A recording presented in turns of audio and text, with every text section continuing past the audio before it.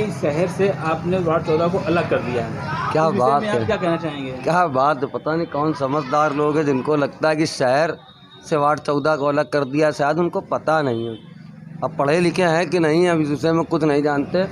हर महीने आचार संहिता लगी, 2 महीने अभी छोड़ दीजिए, इसके पहले हर महीने कम से कम वार्ड 14 के कम से कम 5 से 6 टेंडर हर महीने निकलते हैं।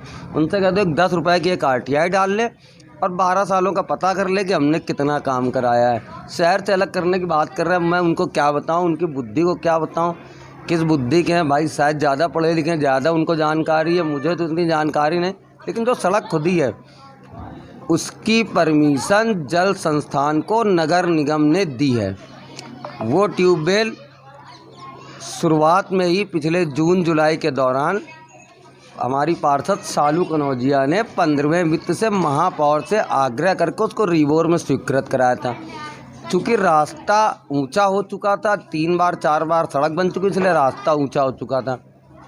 और एक 70 साल पुराना छज्जा है मकानों का, यदि वो छज्जा हटाते तो कम से कम उसमें कम से कम 30 से 40 लोगों के मकान क्षतिग्रस्त हो जाते।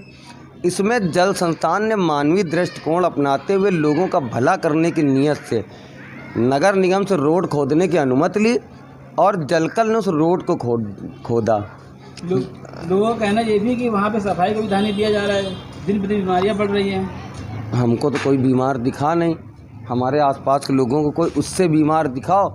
जल भराव कैसा होता है ये आप सब लोगों ने देखा होगा, शहरों में जाते होंगे जल भराव कैसा है। वो सड़क अभी भी चले जाइए एकदम सूखी है। और रही बात, जब वो खोदा है, नगर निगम ने परमिशन जलकल को दे दी खोदने की, लेकिन मैंने जैसे ही परमिशन मिली मैंने अधिकारियों से बात करके 4 लाख रुपए की वो सड़क मरम्मत के नाम पे स्वीकृत भी करा ली है, जो कि आचार संहिता के बाद जिसका टेंडर होगा और काम शुरू हो जाएगा जैसे ही बोरिंग ख़त्म होगी। और ये बोरिंग 65 लाख रुपए की है, जिससे कम से कम 5 से 7 हज़ार लोगों को शुद्ध पेयजल मिलेगा। जैसे हमारी बोरिंग ख़त्म हो जाएगी, जहाँ जहाँ गंदे पानी की समस्या आ रही है, मैं उन सारी जगहों पर लीकेज जो है गंदे पानी, मैं वहाँ सारी नई लाइनें डला के लोगों को शुद्ध पेयजल उपलब्ध कराऊंगा। और अभी कुछ लोगों ने, अभी तब मैंने सुना कि कुछ लोग पार्क को कह रहे थे, जो लोग पार्क के विषय में कह रहे थे, मैं उनकी जानकारी के लिए बता दूं कि जिस रबड़ से वो अपने घर के बाहर गाड़ी धोते हैं, कार धोते हैं और अपने 3 मंजिले पे समरसेबल ले जाते हैं, वो मैंने नगर निगम से स्वीकृत करा के लगाया।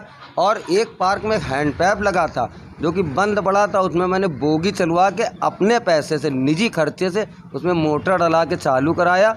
और वही लोग जो पार्क के सुंदरीकरण की बात करते हैं, उस पार्क का सुंदरीकरण मैंने कराया, ख़राब वहीं सब लोगों ने किया। और आज भी आप सुबह 5 से 7 बजे के बीच में देख लीजिए, पन्नी में वही नेतागण लोग पार्क में कूड़ा फेंकते हैं। तो जब आप नहीं जागरूक होंगे कि नेता से कितनी उम्मीद कर सकते हैं।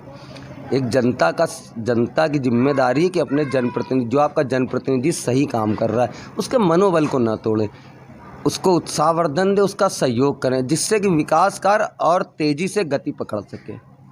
और हमारे चैनल की माध्यम से और क्या कहना चाहेंगे क्षेत्रवासियों को? मैं अपने क्षेत्रवासियों को क्या कहूँ, यहाँ सब कोई मेरी माँ की तरह है, कोई मेरी बहन की तरह है, कोई मेरी दादी की तरह है, कोई मेरे बाप की तरह है, कोई मेरे बड़े भाई की तरह है, कोई मेरी भाभी की तरह है, कोई मेरी बड़ी दीदी की तरह है, कोई मेरे छोटे भाई हैं, कोई मेरे बड़े भाई हैं, कोई मेरे भतीजे हैं। मेरे सारे बड़े लोगों का आशीर्वाद मेरे साथ है। मुझसे छोटे सारे लोग हर समय मेरे साथ कंधे से कंधा मिला के खड़े रहते हैं। तो ऐसे में कुछ कहना नहीं, क्योंकि उनके साथ मेरा परिवार से कनेक्शन है और परिवार में कभी कुछ कहा नहीं जाता, सीधे मांग लिया जाता है। वो मुझसे विकास मांगते हैं, मैं उनसे वोट मांगता हूँ। हमारा रिश्ता जो सुख दुख का जीवन मरण का साथ रहेगा हमेशा उनके साथ।